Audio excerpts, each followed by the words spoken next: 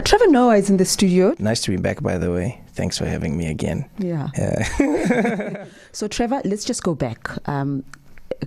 What have the last few months been like for you? Obviously, there's a change. To say there's no change would be a lie. If I go into a show where I'm going to be telling jokes to a few million people, that's a big job for me. It's just now this is another step in that world of big jobs for me. I've been a part of The Daily Show for a while now. I guess people didn't know because I was just there, you know? So I was very lucky in that John invited me to come in and join the team and work and learn from him. I mean, he's an icon, you know, 17 years. Oh, no, and what he's created has been amazing. Do you have any idea of how big this is for South Africa? I do.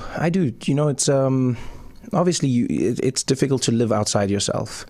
You know, but then I acknowledge it every single day. I go, this thing is, you must remember, it's also weird for me. I'm also in situations now where you at a dinner with Beyonce or with Kim Kardashian and it's also strange for me. It's not like now one day you just put on a suit and you go, yeah, my pal Jay-Z. It's not my pal nothing. Do you know what I'm saying? Yeah. It's still weird for me. So I understand that.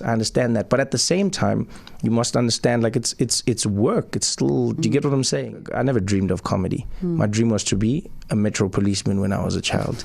That was my dream and my goal. Why? Yo, because I hate bad drivers, Redi. Yo, the way I hate. I don't even think. I thought it's because you wanted KFC or chicken liquid. Stand-up comedy is my life. It's how I got there to The Daily Show. It's what I've been doing. So I'll make time to do it. You've been in the newspapers quite a lot, and some of the things that were reported, including 2 weeks ago, that you've lost a family member. And yes. I thought, what's the story here? I saw your tweet afterwards. Because now the family phone, everyone phones and they're like, who died?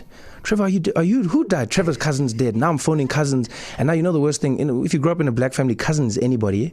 Cousin, no. Like cousin is literally any. Like cousin could be the guy at the corner who used to sell you beer, and then now you're phoning, and then now even your grandmother. And if your grandmother doesn't know who's died, then that person's not dead.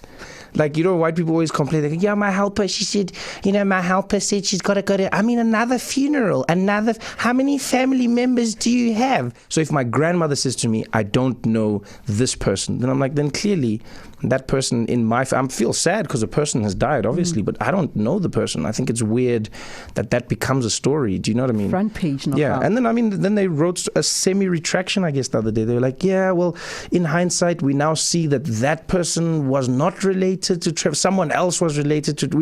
They said we made a mistake. Then they said, oh, we're sorry. We should have the fact, because now when they went back and spoke to the father of the deceased person, he said, no, I'm not related to Trevor. I never said we were related to Trevor. And they were like, oh, but we should have fact-checked. We didn't, but we don't know why he would change his story. And then it's like, okay.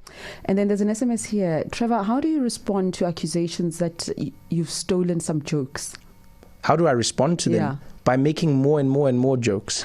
By making so many jokes that at some point you're going to get tired of saying anything. This is something that happens everywhere in the world. As comedians, we've always known you make them. Like I even tell young guys, I'm like, you can even use my jokes. Congratulations, Trevor. Thank you. And thanks for visiting us. Ne? Behave yourself. Stay out of trouble. Will do. Thank you. That's Trevor Noah.